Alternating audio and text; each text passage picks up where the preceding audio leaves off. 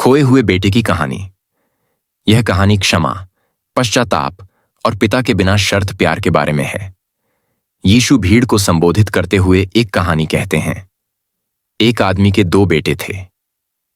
छोटे बेटे ने अपने पिता से कहा, पिताजी, मुझे वह हिस्सा दीजिए जो संपत्ति में से मेरा है। इसलिए उसने उन्हें अपनी संपत्ति बांट दी।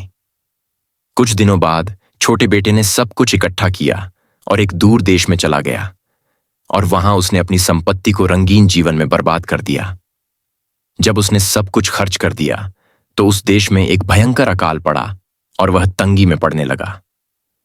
इसलिए वह उस देश के नागरिकों में से एक के पास गया और उसने उसे अपने खेतों में सूअरों को चराने के लिए भेजा। और वह उन फलियों से अपना पेट भरना चाहता था जो सूअर खाते थे, और किसी ने उसे कुछ नहीं दिया। लेकिन जब वह होश में आया तो उसने कहा, मेरे पिता के कितने नौकरों के पास खाने के लिए पर्याप्त रोटी है और मैं यहां भूख से मर रहा हूं। मैं उठकर अपने पिता के पास जाऊंगा और उससे कहूंगा, पिताजी, मैंने स्वर्ग के विरुद्ध और आपकी दृष्टि में पाप किया है। मैं अब आपका पुत्र कहलाने के योग्य नहीं हूं। मुझे अपने नौकरों में से एक की तरह बना लीजिए। और वह उठा और अपने पिता के पास चला गया। लेकिन जब वह अभी दूर था तो उसके पिता ने उसे देखा और उस पर तरस खाया और दौड़ा और उसके गले लगकर उसे चूमा।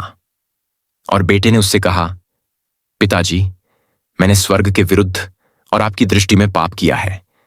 मैं अब आपका पुत्र कहलाने के योग्य नहीं हूं। लेकिन पिता ने अपने नौकरों से कहा, जल्दी से सबसे अच्छा वस्त्र लाओ और उसे पहनाओ, और उसके हाथ में एक अंगूठी और उसके पैरों में जूते पहनावो। और मोटे बछड़े को लाओ और उसे मारो और हम खाएं और आनंद करें, क्योंकि यह मेरा पुत्र मर गया था और फिर जीवित हो गया है। वह खो गया था और पाया गया है। और वे आनंद करने लगे। अब उसका बड़ा बेटा खेत में था, और जब वह आया और घर के पास पहुंचा तो उसने संगीत और नाच सुना।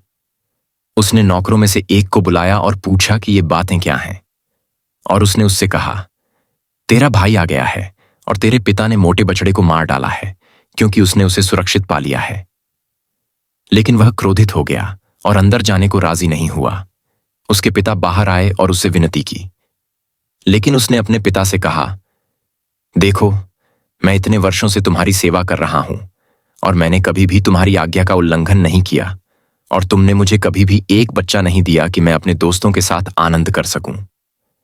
लेकिन जब यह तेरा पुत्र, जिसने तेरी संपत्ति को वेश्याओं के साथ बर्बाद कर दिया, आया तो तूने उसके लिए मोटे बछड़े को मार डाला।